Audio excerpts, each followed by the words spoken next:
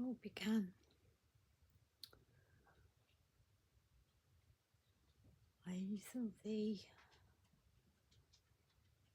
idea of going into medical profession was to first do no harm. It would appear that that didn't quite happen as far as the medical professionals who have treated me over the years. I'm not denying that my mental health problems and how they present are complex and challenging,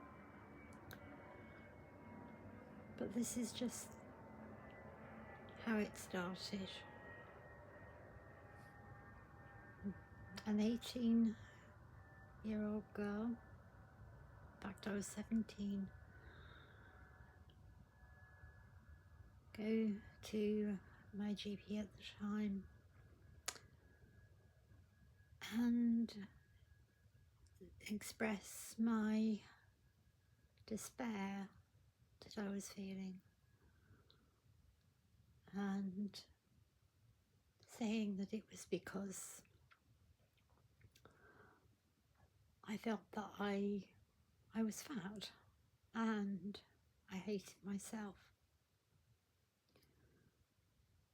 In reality, I wasn't fat at all, and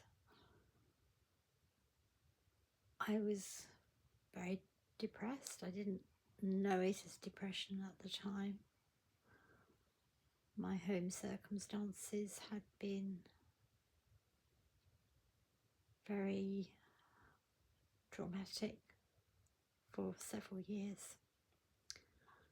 I don't want to go into the specific details because they're far too personal, and I'm not able to talk about them now. But I was in a very, very bad psychological state, and the GP that I saw that day, I can remember it as if it was yesterday. His words to me were, "Oh, I suppose you want to make yourself beach body ready. A young girl like you don't want to be on the chunky side. I know exactly what we can give you to help with that." And he wrote me a prescription for amphetamines and diuretics. 17 years old, amphetamines, diuretics. Those drugs were given to me on repeat prescription for over 2 years, and he never saw me once again after that first consultation. By the time I was 19, I had an addiction to amphetamines. I had developed a severe eating disorder. I was dangerously underweight. I was exhibiting signs of kidney problems because I was using diuretics when I didn't need diuretics. I was using them to lose weight that I didn't need to lose. I was feeling more and more hopeless.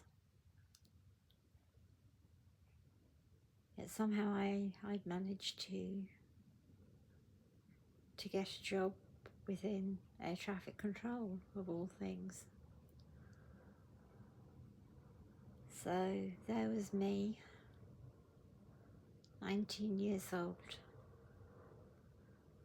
addicted to amphetamines in the depths of a severe eating disorder, and working in air traffic control.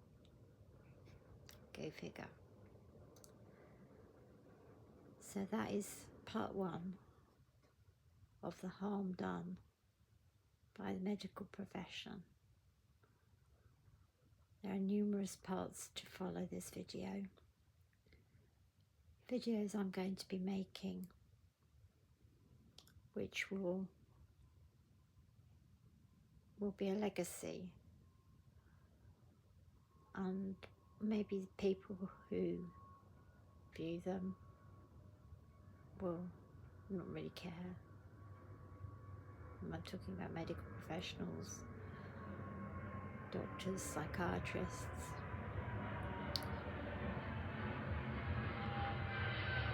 But the whole way through there's been a constant theme of it being me that is the problem. I am the difficult one, and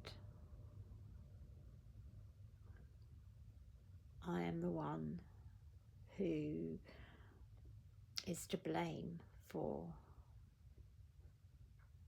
things that have happened.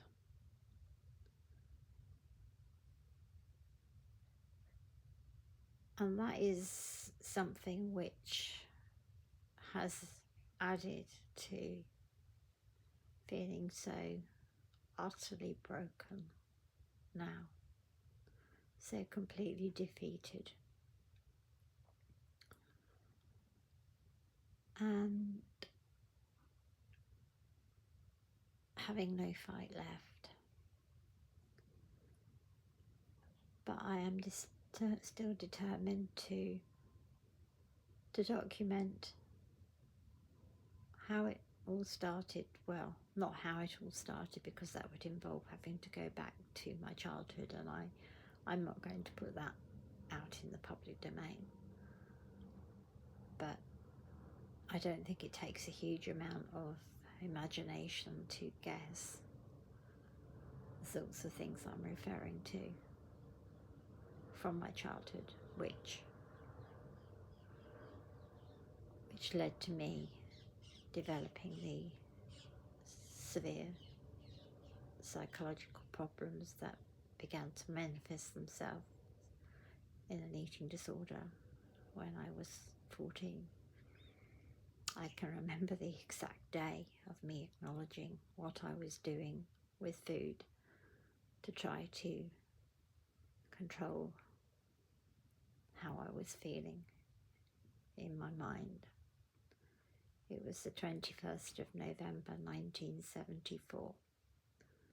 It was a Thursday, and I was in a physics lesson at my school, my secondary school.